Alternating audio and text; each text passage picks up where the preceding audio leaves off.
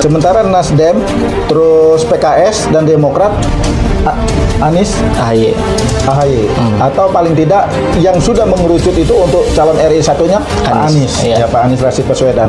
Kita bisa duga bahwa PDIP justru akan terpuruk suaranya kalau Anies dimasukkan ke situ. Kaum nasionalis menganggap ya Anies bukan nasionalis itu, dia lebih dekat dengan Islam dalam politik identitas kita bahas kemarin tuh. PAN punya dan P3 punya resiko tinggi kalau dia mencalonkan Ganjar Pranowo. Jokowi marah-marah dan itu wajar lah kalau sampai terjadi semacam itu gitu ya. Tetapi yang saya kira mungkin nanti buat Pak Jokowi akan lagi tambah kebakaran jenggot itu setelah baca atau harusnya sudah baca pernyataan Ketua Dewan Kehormatan Partai Golkar.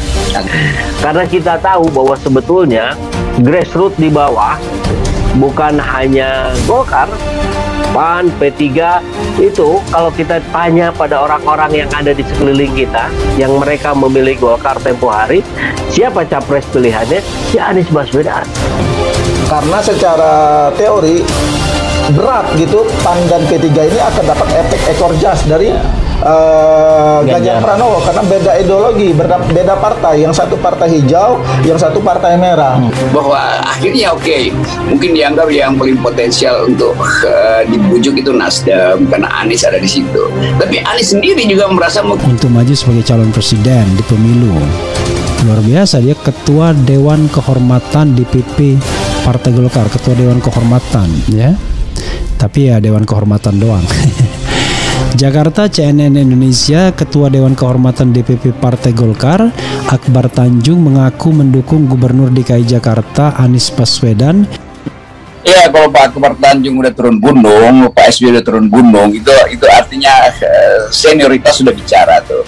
Dan kita paham Akbar Tanjung itu politisi kawakan, dia ngerti peta politik melampaui pengetahuan Pak Jokowi tentu saja tuh. Nanti Pak Jokowi punya grip pada kekuasaan, dorongan moral dari Akbar Tanjung itu akan mempengaruhi persiapan suksesi di Golkar.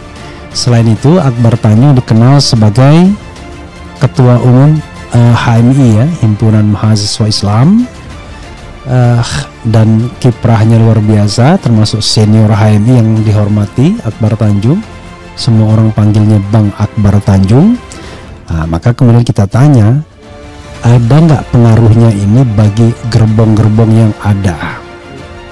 Pak Akbar Tanjung itu kan politisi senior, dan HMI connection-nya kuat itu di Golkar. Dan tidak menutup kemungkinan nanti Golkar juga malah mengalihkan dukungan terhadap Pak Anies, karena gelombang dukungan terhadap Pak Anies ini sangat besar.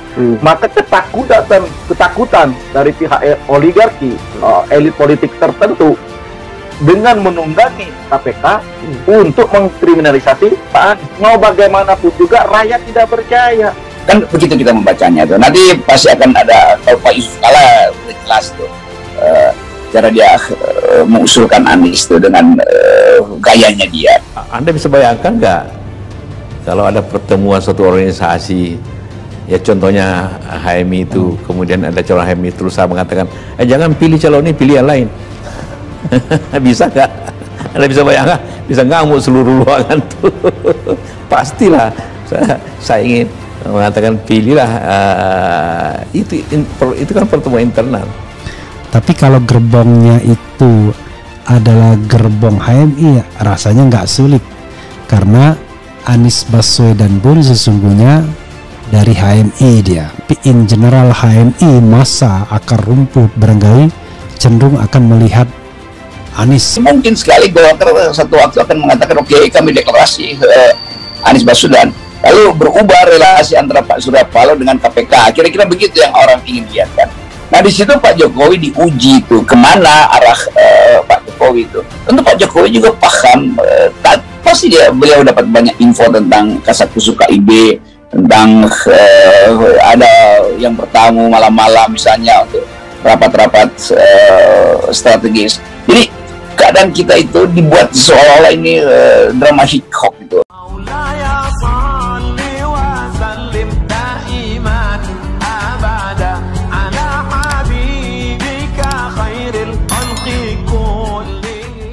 KPK jangan paksakan diri jegal Anies lewat Formula E, padahal belum tentu merugikan negara.